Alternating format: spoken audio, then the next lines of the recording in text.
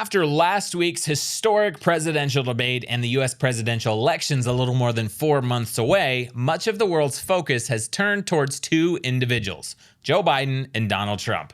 For those of us who are Americans and who are Israel supporters, you may be interested to know where these two individuals stand on their policies towards the world's only Jewish state.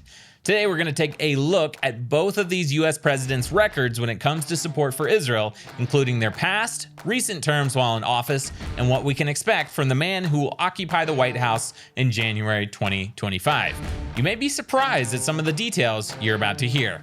I'm Luke Hilton, and this is the Israel Guys.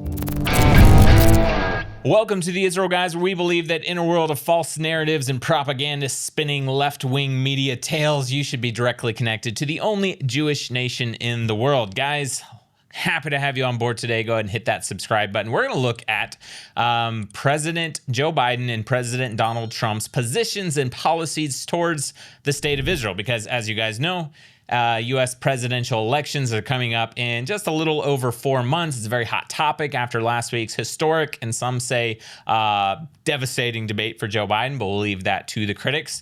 So it's a hot topic, and many of us, if you're American and if you're pro-Israel, you might be wondering, where do these two men stand when it comes to policies and positions regarding Israel? So first, we're going to look back at their history because Joe Biden especially has been in politics for decades and decades and decades. We're going to go back to 1982, which is many years, several years after he got into politics. But in 1982, as a young senator, he had a run-in with then Israeli Prime Minister Menachem Begin.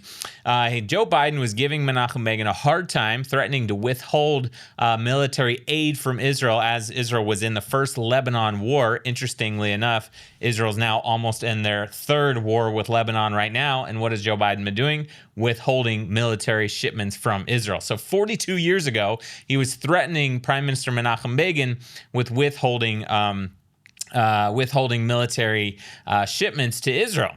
And Begin responded to Joe Biden with a historic quote, and he said, quote, "Don't threaten us with cutting off aid to give up our principles. I'm not a Jew with trembling knees. I'm a proud Jew with 3,700 years of civilized history. Nobody came to our aid when we were dying in the gas chambers and ovens. Nobody came to our aid when we were striving to create our country. We paid for it, we fought for it, we died for it. We will stand by our principles. We will defend them, and when necessary, we will die for them again, with or without your aid." So, as you can see, Israel had a very strong prime minister. And by the way, it didn't seem to cut off America's support for Israel at that time, even though an Israeli prime minister dared to stand up to an American politician who later became a vice president and then a president. And interestingly enough, 42 years after he first threatened Begin with withholding military shipments to Israel, he actually started withholding shipments to Israel at a time when Israel's about to go to war with Lebanon for the third time. Reportedly, at that same time in 1982, Biden also lectured Begin about the settlements built in the West Bank in what he said were the occupied Palestinian territory. And he said that, quote, "Israel was losing support in this country," meaning America, because of the settlement policy. Now let's take a look at Donald Trump's record when it comes to how he has stood or not stood with Israel over the years. Now, we can't go quite as far back because Donald Trump obviously did not enter politics until 2016. But you may not remember this, but Trump was actually not super pro-Israel when he first started running for election in 2016. Now, in one of the presidential debates in that time, the Republican primary debates, he was pressed on whether he would recognize Jerusalem as Israel's capital, and he refused to give a direct answer one way or the other. He just came out and said, and they pressed him on it multiple times, and he said, "I would rather wait until I have a chance to meet with Bibi Netanyahu, with Israel's prime minister." And when he was asked whose fault it was that peace had not moved forward between Israel and the Palestinians, he again said, "I'd rather remain neutral." He said, quote, "I don't want to get into it. I don't want to get into it for a different reason, because if I do win, there has to be a certain amount of surprise, unpredictability. Our country has no unpredictability. If I win, I don't want to be in a position where I'm saying to you and the other side now say, we don't want Trump involved. We don't want..." And then he said, "Let me sort of try to be a neutral guy." And as you know, Trump he wanted to be able to be that neutral guy, not picking sides between Israel and the Palestinians so that both sides would be willing to accept him, because Trump historically, his thing is being a negotiator. His thing is being the guy that makes tough deals, right? And he wanted to be able to go to the Palestinian Authority and to Israel to pressure them into making the deal that he thought would be for the best. As we saw during his presidency, he tried very hard to do just that. Trump even went so far as to question whether or not Israel even wanted peace in that 2016 pre-election campaigning. He said, quote, "I have a real question as to whether or not both sides want to make it," referring to peace. And then he said, quote, "A lot will have to do with Israel and whether or not Israel wants to make the deal, whether or not Israel's willing to sacrifice certain things. They may not be, and I understand that. I'm okay with that. But then you're just not going to have a deal." Everything had to do with a deal for Donald Trump, right? And in his mind, when you're making a deal, you have to be willing to sacrifice, compromise, and give up certain things, which in Israel's case, when looking for peace with the Palestinian Arab people, that means giving up land, as we'll see more in just a second. Since October 7th, over 600 brave IDF soldiers have given their lives to defend Israel from the evil forces of Hamas and Hezbollah. Their families are devastated. Their wives are now widows and their children are orphans. For example, Hadass Lowenstern, whose husband Elisha was killed in battle, is now left to raise her 6 children under the age of 13, including a baby, all by herself. Or we also have Neora Swid, whose husband Behor died while heroically fighting terrorists with his bare hands near the Gaza Strip. Neora must now raise their 3 beautiful young daughters on her own. These IDF widows have lost everything. As they grieve for their husbands, they're also scrambling to make ends meet without their family's provider. We cannot abandon them. Their husbands died to protect Israel and the free world from terrorism. Now we can help protect their families who have sacrificed everything. Every dollar raised in this campaign pays for critical expenses like food, utilities, and clothing. Please give generously in the link below for the heroic widows and orphans of the fallen soldiers of the IDF. Click that link in the description below and support this campaign generously today. Now that we've looked at how Joe Biden and Donald Trump treated Israel before they became president, now we're going to look at their records, positive and negative, during their administrations as president of the United States. We'll start with Donald Trump.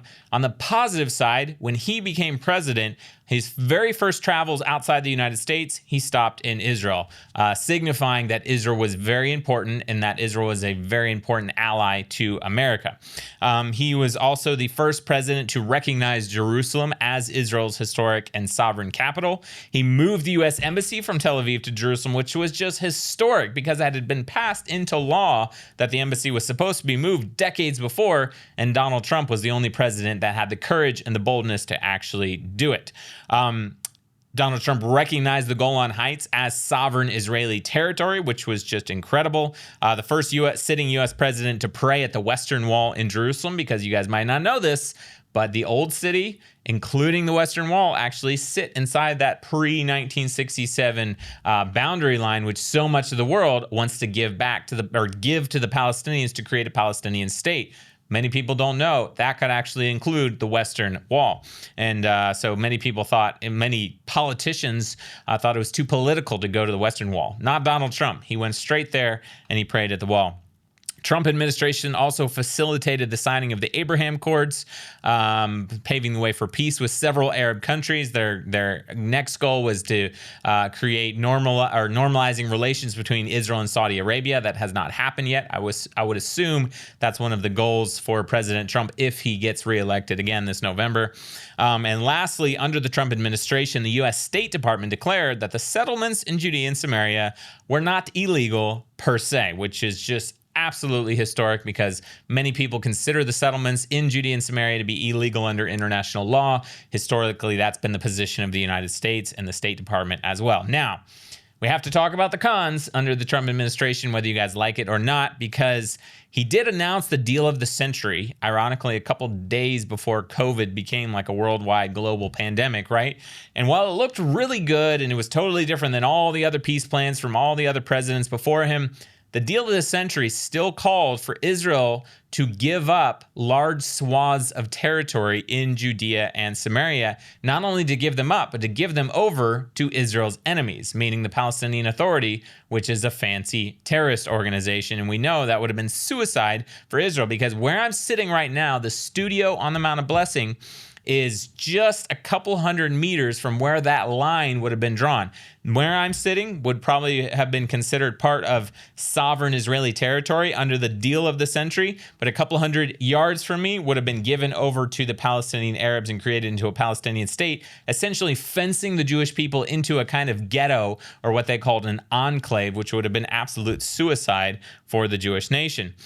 Essentially, during his first presidency, Donald Trump was also pretty much for the two-state solution. He was working on different pathways, different solutions, Abraham Accords, deal of the century, but he was more or less for giving a lot of Israeli territory to the Palestinian Arabs to create their own sovereign entity.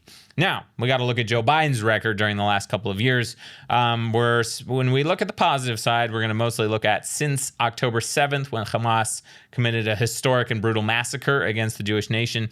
The United States has provided a lot of aid and weaponry to Israel after October 7th. After October 7th, they moved part of the U.S. military's fleet temporarily into the region, Mediterranean region, to help protect the interests here, especially with conflict with Yemen, conflict with Iran, conflict with Lebanon, and Hamas in Gaza. Historically, Iran attacked Israel in an unprecedented and never before seen attack on April 13th, 2024, and the United States was a big part of the defense, the air defense against Iran, along with several other Western allies. So those were good things, but one could argue that because this was such a horrific massacre and attack against the Jewish people, and not seen since the Holocaust, like the scale of this attack not seen since the Holocaust, one could argue that the United States could hardly have done less than what they have done since October 7th. Now, on the flip side, the negative side, when Joe Biden was vice president, before he became president, there's no question that he's always been against the settlements in Judea and Samaria, what they call the West Bank. His administration believes that settlements are an obstacle to peace. Vice president and as president, he's had the same mission, or the same belief, that settlements are always an obstacle to peace. They're an obstacle to the two-state solution. The Biden administration's official position has always been and continues to be two-state solution is the only way to move forward to achieve peace with Israel and the Palestinians. And as we know, again, that would be suicide for the Jewish nation.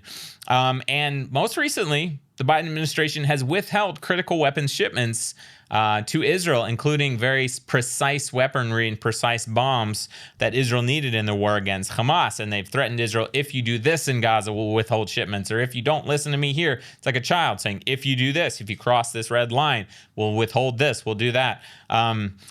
So we have seen some negativity and very, an anti-Israel stance against. It's like a flip-flop for the Biden administration. Yes, we'll provide weapons. Yes, we'll defend you against Iran. No, we'll withhold weapons. No, if you do this, if you build another settlement in Judea and Samaria, if you dare to go into Rafah to clean out Hamas there, that's gonna be our red line. So, moving forward, what can we expect as we move towards the November 2024 presidential elections? Well, for Joe Biden, and I want to be clear, this is just my opinion of what I think might happen. These are not actual statistics or facts, but from Joe Biden, more of the same. Constant pressure on Israel for everything they do. They're too hard on their enemies. They can't be too strong. They can't win the war against Hamas. They have to stop at this certain time. No, you can't invade Lebanon. No, you can't, defend yourself from Hezbollah, those types of things. Just constant international pressure led by the United States, right? More support for the two-state solution, more support for a Palestinian state to be established, more anti-settlements policies and scolding Israel for building anything, a back porch, a pool, a barn in Judea and Samaria, more threatening Israel, and possibly withholding of weapons and critical military shipments. That's what you can expect from Joe Biden or the Biden administration as we move forward towards this presidential election. With Donald Trump, I'm going to tell you guys, there's no guarantees. I've read a lot of the books from those who are in the Trump administration, and then in his first term as president, Ambassador David Friedman, Mike Pompeo, Jared Kushner. And if you read that history of that 4-year period regarding Israel, it all depended on who Trump was listening to, who was influencing him at the time. It was 100% only because of Ambassador David Friedman that the U.S. Embassy was moved from Tel Aviv to Jerusalem. But when it was came to things like the deal of the century, Palestinian state, Abraham Accords, those types of things, Trump was listening to liberals like Jared Kushner, his son-in-law, Jason Greenblatt, to push Israel to give up land in the deal of the century because they considered normalizing relations with Saudi Arabia or signing the Abraham Accords as more important than Israel, holding on to land in Judea and Samaria. So bottom line is, for President Donald Trump, he's a great supporter of Israel. He's done a lot of good for Israel, but he also likes to be a very tough negotiator because that's his business, right? He's made his billions of dollars by cutting deals and negotiations, and he likes to make tough deals. And we can definitely expect that he will push for something like the deal of the century again, or he'll push for peace and normalizing relations with Saudi Arabia, which would be an expansion of the Abraham Accords, which very well may come at the price of Israel giving up land in Judea and Samaria to create and establish a Palestinian state. The question is, would it ever be worth it for Israel to give up land in return for something like normal relations with another country, normalizing relations with Saudi Arabia? Those are just my opinions. We'll have to wait and see. Guys, thanks so much for watching. Make sure you subscribe and let me know what you think about this topic in the comments section below. Please consider donating to the campaign to support the brave widows of IDF soldiers who have made the ultimate sacrifice in the war against Hamas. You can click that link down in the description below. As always, stop listening to the lies and propaganda, and please connect with the reality of what's happening here in the land of Israel. This is the Israel Guys.